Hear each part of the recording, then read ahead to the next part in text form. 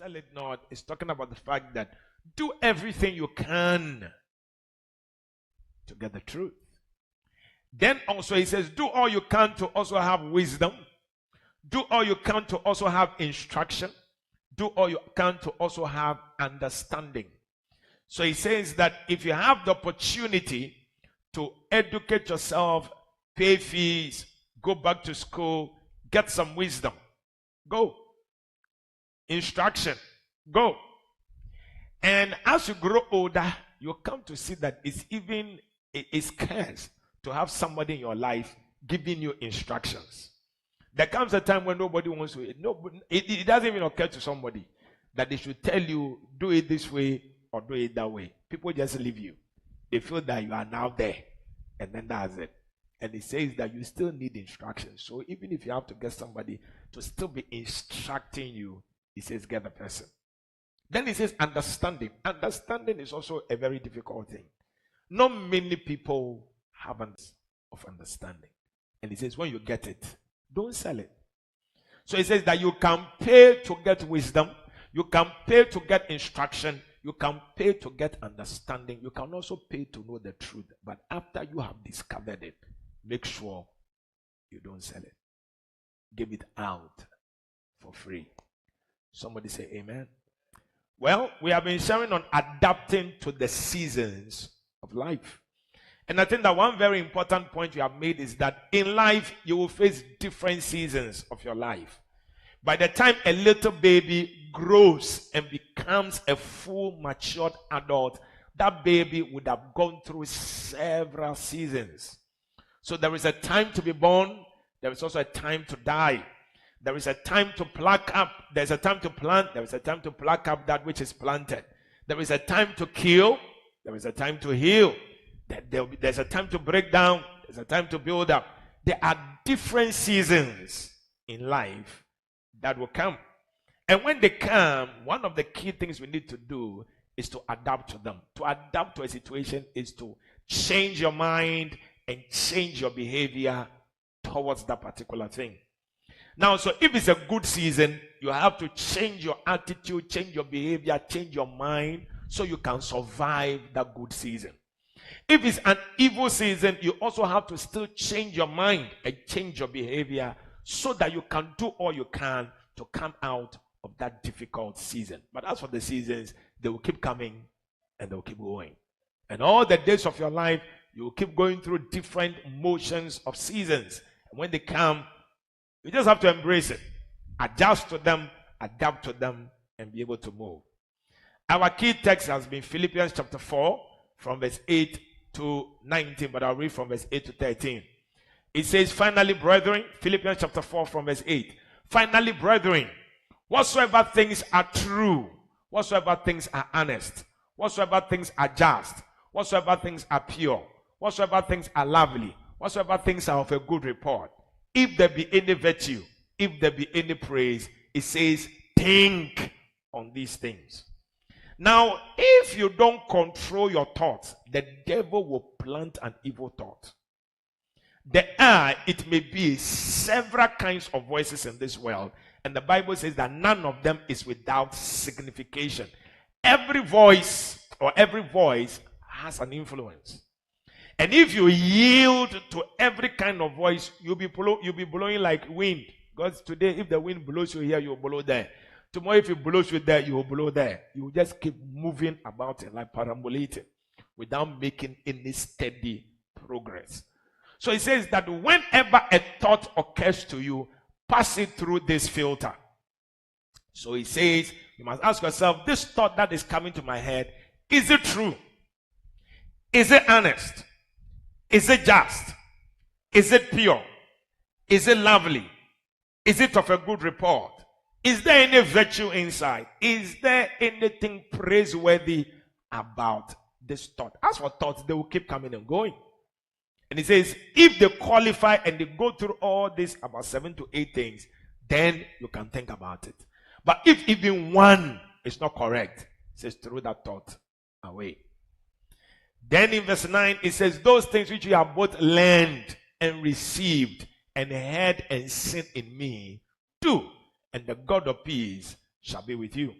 So here, Paul introduces the role model principle again. So he says that if you have the opportunity to live with a man who is married with his wife, it's an opportunity. It's an opportunity to see how your marriage can be tomorrow. And if things are bad, it's an opportunity to learn how or what you must do to prevent having that kind of marriage if you should enter into one. God always likes to set role models before us. People before us who model what we really want to have one day. And when God presents these role models before us, it is our duty. So he says, those things that ye have both learned, we are supposed to learn from it. We are supposed to also receive instructions. Then we are also supposed to hear certain truths. And then the things we see, we must be able to do. And the same God of peace that has been with them will also be with us as well. Then he says in verse 10, but I rejoice in the Lord greatly that now at the last your care of me hath flourished again. It says, wherein you are also careful, but ye lacked opportunity. So Paul says here that you, the church at Philippi, you used to take care of me, you were very good to me, but something happened and you couldn't take care of me again. But I understood that you lacked the opportunity. In other words, you entered into a season of lack. And because of that, you couldn't reach out to me again. Then he says in verse 11, not that I speak in respect of want, for I've learned in whatsoever state I am therewith to be content. For I know both how to be abased and I know how to abound. Everywhere and in all things I am instructed both to be full and to be hungry, both to abound and to suffer need. So Paul says that I'm not saying it because I'm looking for something from you. And I have everything. He said, I have learned in whatsoever state I am therewith to be content. Then he says, I know how to be abased. I know how to abound. Everywhere and in all things, I receive instructions. I receive the secret of surviving, how to be full, how to be hungry, how to have a lot, and how to also suffer need. Then he says in verse 13, I can do all things through Christ, which strengtheneth me. So when Paul says that I can do all things which through Christ which strengtheneth me, two meanings he has. One is that through the Christ who is inside him, he receives the strength to survive every season he enters into. Then number two, it also means that whenever he goes through any dry season or any good season, he goes to check in the story of Jesus Christ or in the stories of Jesus Christ. Was there ever a time that Jesus went through such a season? What did Jesus do? Then he too, he applies the same wisdom. Anyway, so in verse 12, we see he introduces the different kinds of seasons there are to us. So he says that there is a season of humility. The season of humility is when you go through a challenge or you meet certain people whose purpose is there to teach you humility. Sometimes you can meet a very stubborn boss. Sometimes you can meet a very stubborn wife. Sometimes you can meet a stubborn husband. Sometimes you can meet a very tough landlord or landlady. And the purpose of the person in your life is to teach you humility. If you decide to humble yourself early, the season becomes shorter. If you decide that you won't humble yourself, the season, it becomes longer. So there's the season of humility. Then there is also the season of lack. So he says that I know how to abound. So there's also the season of lack, where you lack maybe some basic things. And you use that season to discover the secrets to prosperity. So you use that season to break out of poverty, to break out of lack, and enter into the season of abundance. Then he says everywhere. Yesterday I received a WhatsApp message from somebody who is not in this church, but she watches the services. The person sent me a message and said, thank you so much for that message you preached on movement. So there's a season of movement where you're moving from one place to another, from one geographical location to another geographical location. What do you look for? If you have to move from here to Trazaco Valley, do you just move because the place is nicer? No. You have to move from here. Maybe, let's say, for example, you are just playing. Somebody said they wanted to find something for you. Then suddenly you have UK visa and UK papers. Does it mean move from Ghana and go and be in the UK? No. You have to hear from God. And in hearing from God, we said that you have to prioritize your spiritual family. wherever God is taking you, He will make sure that you are not cut off from your spiritual family. Just as you didn't choose your biological father, you didn't choose your biological mother, even so, you don't choose your pastor. God gave me to you. Oh, yeah. I am blessed. God gave me to you. Look at me like that. So God also gives you a pastor. And God also gives you a church to belong to. So your spiritual family, you don't choose it. But God is the one that chooses it for you. So you may be thinking, I just moved into an area, then there was some church behind me, then I decided to go to the church to go and check. Then when I got there, I realized that this is the place where I'm supposed to be. You thought it was a coincidence, but it was a divine arrangement. So if you want to move from one place to another place, you don't say, I want to move from Ashalaja. I want to move to Ashalaja. I want to move from all my enemies. I have too many enemies in this area. You may move from here and go to Ashalaja, and that will be your end. The problems you will encounter, truly, you'll be far away from human enemies, but the problems you'll go and encounter, it will wipe you out and kill you before your time if you have not heard from God. Then Paul said, so that was the third season. Then the fourth season, he says, everywhere and in all things. And all things, he qualified one. He says, I am instructed both to be full. So there'll be the season also when you are full. In the season when you are full, you have all. You are bound, and then you are satisfied from within. In that season, if you don't know how to take care of yourself, you will repeat it. You will get to a place where you will lack again. I have never met anybody who is 80 years who ever said that they suffered from the time they were born to the time they were 80. They always said that there was a time that money was coming.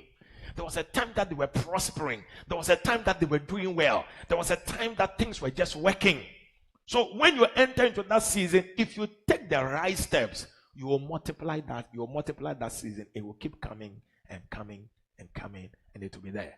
But if you don't manage yourself well, when the season comes, you are just blowing money, just chopping money, just eating big meat, putting on big perfumes and whatever, wearing designers. You can finish everything. Just when I thought that the seasons were finished, God said, open your eyes. So I opened my eyes. Then I saw another season. There are even two more. I'll share with you more. God said, open your eyes. So I opened my eyes. And He showed me the season of needing the help of others. This morning, my subject is the season of needing the help of others. There will also always be the season where you will need the help of others. How would you define that season? It's a season where you need the help of others. It's as simple as that. You will need somebody to help you. It may be money. It may be intellectual. It may be something behavioral. You will need somebody to help you. And help is not only money. Help is not only materialistic. Sometimes somebody can help you to know how to think.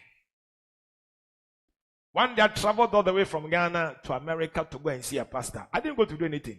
In fact, when I got to America that period, I fasted throughout. What did I go to do? I went to say thank you to a certain man of God, certain pastor.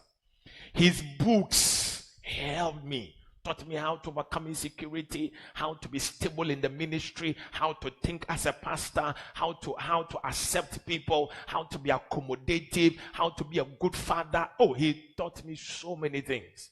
And for years, I read all his books. He's written about maybe 20-something books. Every year, I read all the books. Only this year, I've read only 3. But every year, I read all the books of this man. The man brought me so much stability in the ministry by his books. Yet when he's speaking, I'm not able to flow. But I traveled all the way just to go and say thank you to this man. What am I saying? He hasn't given me money before. He hasn't given me money or anything. No. By his writings, it helped me. So there will come a time in your life where you will need someone's help. To be the help to change your thinking, to change your behavior, to maybe financial help as well. Somebody can give you money. You can enter into a season where somebody is giving you money. And you can also enter into a season where somebody gives you something material. Then you cannot also enter into a season where somebody is giving you help spiritually, praying for you, speaking for you, fasting on your behalf, because where probably you have reached, you cannot fast on your own. And the person must fast on your behalf.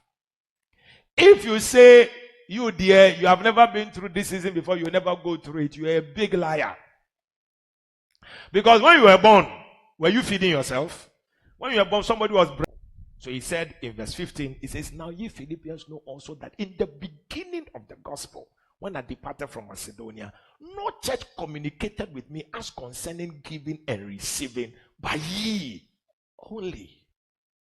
For even in Thessalonica, he counted the number of times they gave. Ye sent once and again. Recognize the providence of God when you enter into the season where God is bringing you help. And I like that thing that Joseph told his brothers when they came to thank him. Came to thank him for taking care of them, for helping them, for doing all the things he was doing for them. He said, oh no, it is not me, but it was God. It was God who sent me ahead of you. Number 2, receive the help. Sometimes, some of us, when God is giving us help, we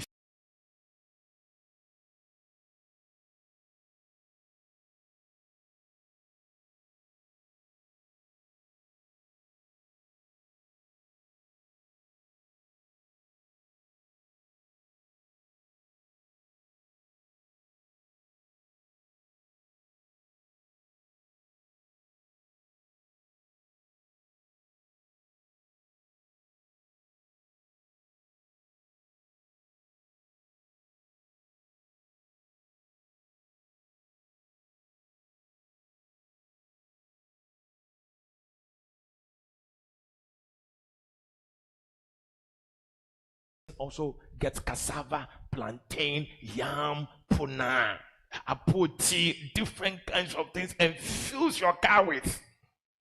And then you're going. And you see, when it's like that, it's as if the person has thanked you for what you brought. And that's all of us, that's the way we are. When somebody does something good for us, we want to pay back so that we are not owing the person. And because of this, when God is even blessing us, we don't want to receive the help.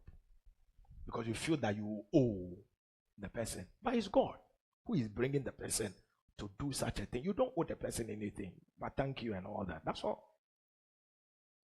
So here was one day, I've told you the story before, I'll tell you again. I was at an airport. Then the lady comes.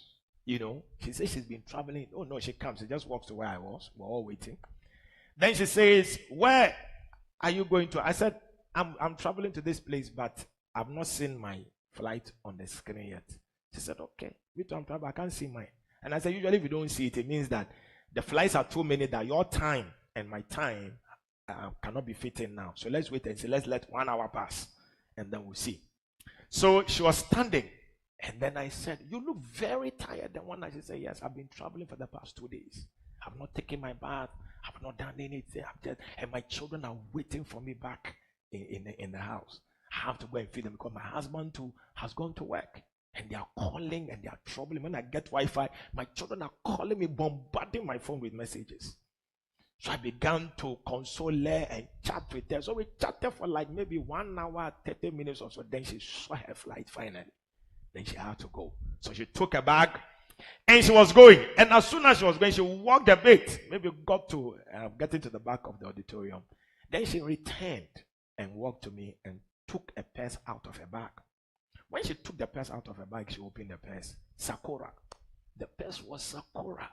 But then she removed $100 note from the purse. When she removed it, she said, this is all I have left. But I was asking myself as I was going, that why did I keep this money in my purse? When I traveled to Turkey, I went to here. Why did I keep this money in my purse? Then a voice said to me, it is because of the man you just finished chatting with. So go back and give him the money. Then I said, oh, but your children are waiting for you at home. You said you have to buy them food on your way and give them. They said, oh, no. Then the thought occurred to me, this is God bringing me money. I stretched my hand and I collected it. Sometimes when God is giving you, Stretch forth your hands. Collect it. All I'm wearing, somebody bought it. Yeah, I don't pay for things. Like this shoe. Somebody said, I want to buy you a shoe. I said, I don't need a shoe. I'm okay. Then the person said, I am in the shop now going to buy the shoe. Then I said, this one, it is God. So I said, this is my size. Don't buy this type. Don't buy that type. Buy this particular type for me. Sometimes when God is giving us, we ourselves, we can resist the help. But don't resist the help. If God is using somebody to bring you a blessing, open your arms wide and collect it. Somebody say amen. Because I'll go to the next point.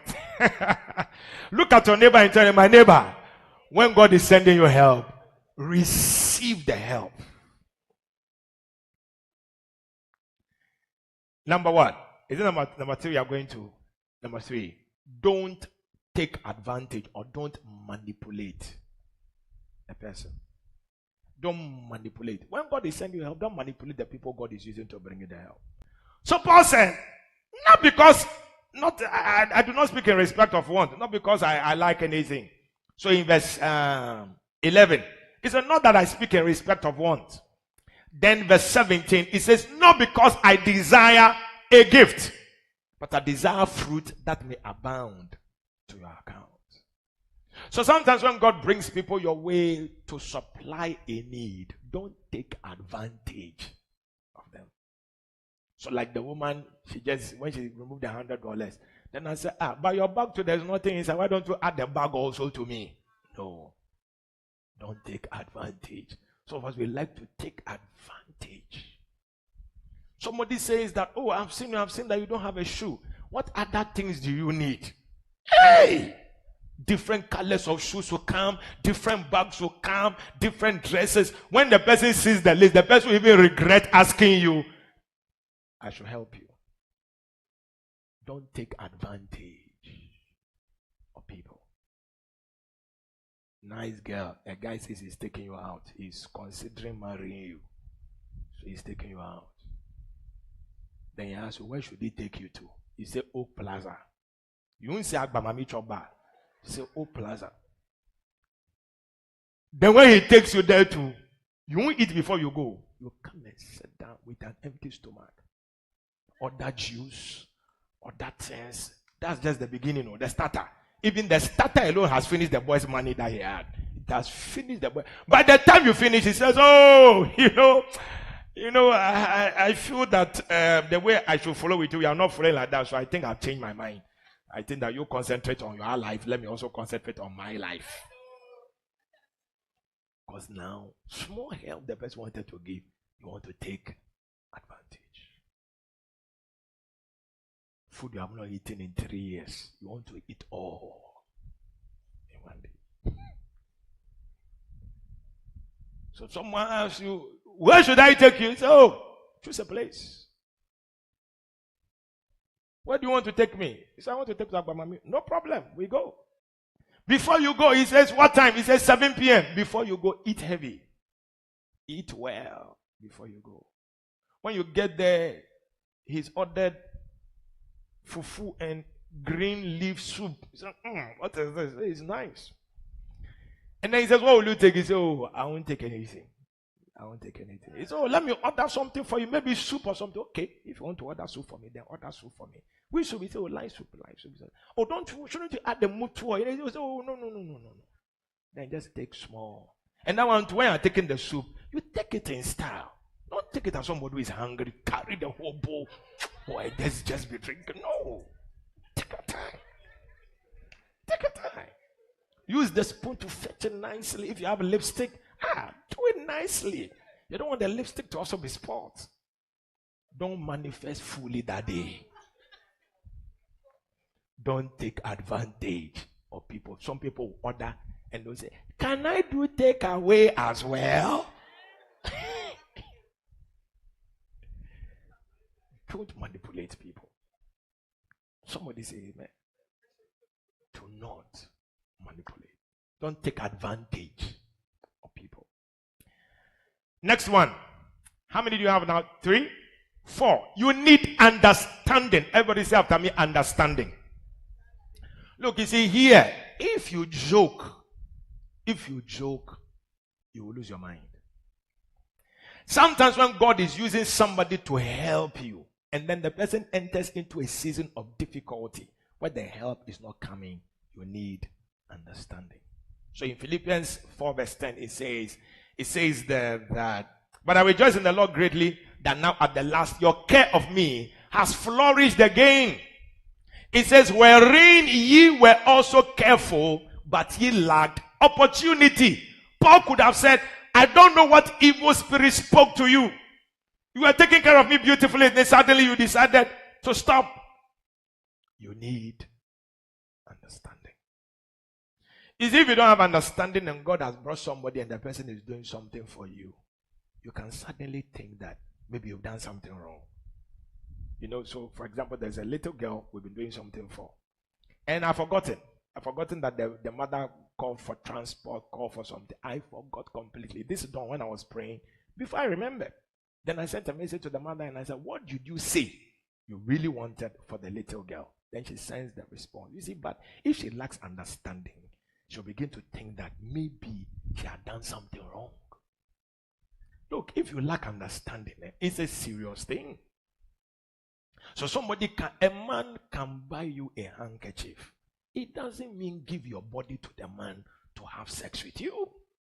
It doesn't mean get to the place where all your defenses are broken. That when the man says, let me sleep with you, you cannot say no. No. You need understanding. Your mind must receive the help.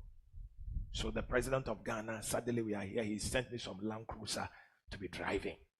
He says he will service it, he will take care of it. It doesn't mean that from Sunday when I'm preaching, I should be mentioning his name in the church and say, oh, President, His Excellency Nana, he's a good man. Oh, no. That pressure, I am giving it to myself. You need understanding. Learn to just be yourself. So Paul could have misinterpreted the way they had suddenly stopped taking care of him and felt that, oh, maybe there's something wrong. Look, if there is one prayer you need to pray. Look, I've realized today, these days, that people are not spiritual. People don't pray. Even our pastors, they don't pray. They don't pray. Won't pray. And when you are not praying, you lack the Spirit's influence on your mind. And one area is understanding. You don't understand things easily. And you need the spirit of understanding. So sometimes you need to pray and tell God that, God, I need understanding. I need understanding. Give me understanding. I pray for the spirit of understanding so that you can have understanding. The fact that somebody is opening the door for you does not mean that you become timid before the person. No. No. You need understanding. Some of you fall in love easily. Anytime somebody wants to help us, no, they have just fallen in love. So will you fall in love with everybody that will help you? Because in this life, different people will come into your life to do different things for you. But the fact that they do things for you does not mean that, look, you lose your mind. You need understanding. If you don't have understanding, you start falling in love. Or you start giving your heart away. Or by the time you realize you want to yield your body also to somebody just because of something they have done for you. But that's not the way to say thank you. That's not the way to say thank you at all. So I have a lot of friends. Oh, my friends, some of my friends. When you are dealing with them, you get tired. But my friends, I understand them. Some of them, as soon as we finish the crusade and we say bye-bye at the airport, it is till the next year crusade when we meet again and then we'll communicate. There is no communication again. Not even Merry Christmas. Learn to appreciate people and the help they offer to you. And appreciate people. Get them high. Hold people in high esteem. Look at your neighbor and tell, why are you all quiet? Have I said something bad? I'm only interpreting scriptures and you are sad. Only scriptures you are reading, you are sad. I've not said anything from daily graphic. We are just interpreting the scriptures. Paul said, an odor of a sweet smell. Because some of us, we don't appreciate things. So let's say, for example, you are sitting at home, Then Evelyn says she's coming to visit you, Pastor Johnson, with a gift for your birthday. Then Pastor Johnson starts to dream. Maybe it's a shoe. Then he says, I start thinking that this black shoe I have, I've been looking for a black shoe that will match it. So you're thinking about it before she comes. Then you're also thinking that before maybe also Evelyn, the way I see her sophisticated, I'm sure that she'll add some necktie by all means. And he says, yes, when she can match the tie and the shoot and everything. Then she comes. She knocks on the door, open the door. Gift. She throws something into her hand, you check. Handkerchief. In disappointment, you can throw the handkerchief away. You may even forget to say thank you. You will chat with her. She even get to before you say, oh, I forgot to even say thank you. Because you didn't appreciate what was brought to you. And many of us walk around thinking that people are owing us. So if you don't learn to esteem people very highly. I was telling my wife this week, when my mother-in-law serves me, she serves me like a king. When I say I'm going to eat at 2:30, she'll put everything there. And I said, maybe I'll drink tea and I'll eat jollof. She'll put the tea there. Then at the other side, on the same table, at the other side, she's telling me that the jollof is also ready. Then she'll fetch water. If I have to chew the bone, she'll put soap, she'll put tissue, I sit down and say, hey, Bemenye. But when they serve you, you look at the way they have served you. They even forget you are eating. When you finish the food, the thing will still be there. By the time I'm done, she comes. I say, oh no, Mama. I say, oh no. No. Let me collect it. Allow me to do my job. Let me take it. When you have people like that in your life, you always be thinking about them. Because they make you feel valued. They make you feel loved and appreciated. But some of us, we don't know how to appreciate people. We don't know how to raise the value of people in our lives. Sometimes strangers rather that come into our life, we appreciate them even more than the people God uses to bless us. So sometimes when we're growing up, my mom had this set of plates and they were hidden. Christmas Day when we are receiving visitors, then they will use this plate to serve the people. House for house will be using rubber plates. Using rubber spoons. I'm preaching. I've heard what you said. I'll think about it, and at the right time, you will hear from me. Leave it at that. Let the person go. Because you coming to say the thing, you haven't done anything for the person before. The person who rather God used, you've come to denigrate the person and break the legs of the person. One day, Bishop Daggy Mills said he had a dream. In the dream, he was chatting with his pastors. Then he mentioned the name of another man of God God used to bless him. I won't mention his name. He said when he mentioned his name, there was a boar. A boar is like a wild pig eating among rubbish. And as this wild pig was eating, and he heard Bishop Dag mention the name of the man, that the animal left the eating and started running towards where they were. Then he woke up. There are some people, when God brings them into your life to open a door for you, you must be extra careful. Because you joke with them, you open the door for demons to rather come. So ask for help. God will use people, different kinds of people to help us. But we need to be careful of the help He's bringing to us. Abraham helped Abimelech. After helping Abimelech, Abimelech wanted to sleep with Sarah. Hey! And God came and rebuked Abimelech in a dream. He rebuked him. He said, this man, you want to play with his wife? You are joking. He rebuked him because it's not everybody you can do that to. So when God brings people into our lives, we need to be extra careful around them. Naturally, I don't speak evil of people. Naturally. You can ask my wife, she's been with me for years. Naturally, I won't sit down and be talking. He said, hey, this man, she's not a good woman. She's not a good. I don't talk like that. That man is not a good. Even recently, I only said somebody was not correct. It was because the person was fighting my wife. That's how come I said that person is not correct. Not in church or not church related anything. Somewhere else. So the person is a fool. And she could say that in the so many years she has known me, that's the only time I've called somebody a fool. Because the person was doing something against her. That's all. I don't speak evil of people. So get to the place where somebody you hold in high esteem, even when somebody is passing a funny comment, don't join them. Don't join them. Some of us, you don't respect anybody. Oh, Oyedepo, as if it's your relative or your koiko. Just we don't respect anything. Get to the place where you appreciate people to the point where you cannot speak evil of them. So, Pastor, why are you talking like this? I'm just interpreting the word of God. In verse 1, Paul was talking to the Philippians. He says, my dearly beloved, my crown, my joy, my long. When you look at the words he's using to describe them, if you're a girl and a boy is using such words on you, Abigail, you will melt.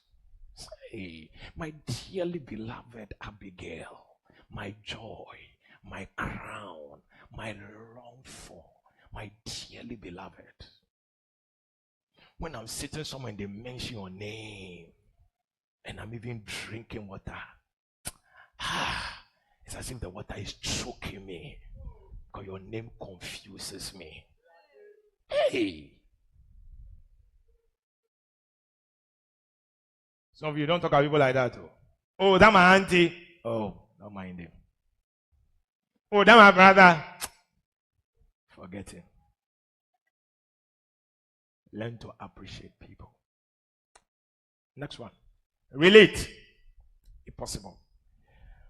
Now, there are some people, when God brings them into your life, they become like your brothers and your sisters. Sometimes when some people also come, they become like your friends. Sometimes when people also come into your life, they also come as a father or like a mother. However they come, receive them and relate. Not thieves. However they will come, if you have to relate with them. The only condition under which you may not have to relate is if you notice that there are strings attached.